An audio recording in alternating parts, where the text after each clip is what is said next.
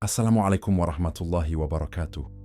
Saudara-saudara sekalian, mari kita renungkan bersama salah satu mukjizat terbesar Al-Quran yang menakjubkan para ilmuwan modern. Al-Quran, kitab suci yang diturunkan 14 abad lalu, ternyata telah menjelaskan proses penciptaan manusia dengan sangat rinci dan akurat, jauh sebelum teknologi canggih seperti mikroskop ditemukan. Dalam beberapa ayat, Al-Quran menggambarkan tahapan perkembangan embrio manusia dengan detail yang luar biasa. Penjelasan ini bukan hanya sekedar deskripsi umum, melainkan uraian ilmiah yang kini terbukti kebenarannya melalui penelitian embriologi modern. Mari kita telusuri bersama tahapan-tahapan tersebut. Tahap pertama yang disebutkan Al-Quran adalah nutfah. Dalam surah Al-Mu'minun ayat 13, Allah berfirman, "Kemudian kami jadikan saripati itu air mani yang disimpan dalam tempat yang kokoh, rahim." Nutfah merujuk pada setetes air mani yang mengandung sperma. Al-Quran menyebutkan bahwa air mani ini disimpan dalam tempat yang kokoh, yaitu rahim.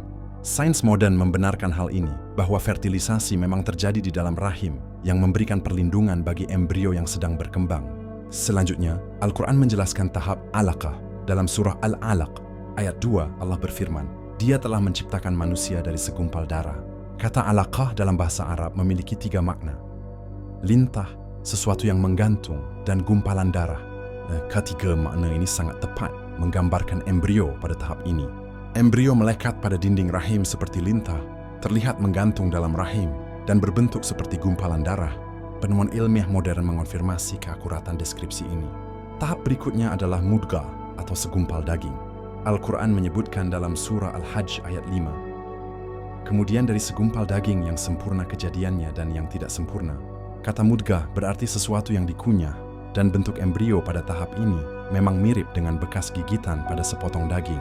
Lebih mengagumkan lagi, Al-Quran menyebutkan adanya bagian yang sempurna dan tidak sempurna, yang sesuai dengan fakta bahwa pada tahap ini sebagian organ sudah terbentuk, sementara yang lain masih dalam proses pembentukan. Keakuratan deskripsi Al-Quran ini sungguh menakjubkan mengingat kitab suci ini diturunkan pada zaman ketika pengetahuan tentang embriologi masih sangat terbatas. Tidak ada mikroskop, tidak ada teknologi pencitraan canggih, namun Al-Quran mampu menjelaskan proses ini dengan detail yang luar biasa. Para ilmuwan modern, termasuk mereka yang bukan Muslim, mengakui keajaiban ini. Profesor Keith Moore, seorang ahli embriologi terkemuka dari Universitas Toronto, Kanada, setelah mempelajari ayat-ayat Al-Quran tentang embriologi, menyatakan kekagumannya. Ia mengatakan bahwa deskripsi dalam Al-Quran sangat akurat dan sesuai dengan penemuan ilmiah terbaru. Fakta ini menjadi bukti kuat bahwa Al-Quran bukanlah karangan manusia, melainkan wahyu dari Allah Subhanahu wa Ta'ala. Bagaimana mungkin seorang manusia 14 abad lalu bisa mengetahui detail proses penciptaan manusia yang baru bisa dibuktikan dengan teknologi modern? Ini adalah salah satu mukjizat Al-Quran yang membuktikan kebenaran Islam sebagai agama yang sejalan dengan ilmu pengetahuan.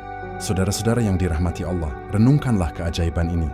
Al-Quran bukan hanya kitab petunjuk spiritual, tetapi juga sumber ilmu pengetahuan yang tak terbantahkan. Setiap kali sains membuat penemuan baru, kita menemukan bahwa Al-Quran telah lebih dulu menyebutkannya. Ini adalah bukti nyata bahwa Islam adalah agama yang komprehensif, yang memadukan iman dan ilmu pengetahuan. Marilah kita jadikan fakta ini sebagai penguat iman kita. Semoga dengan memahami mukjizat Al-Quran ini, kita semakin yakin akan kebenaran ajaran Islam dan semakin bersemangat untuk mempelajari dan mengamalkan isi Al-Quran dalam kehidupan sehari-hari. Wallahu a'lam bishawab. Wassalamualaikum warahmatullahi wabarakatuh.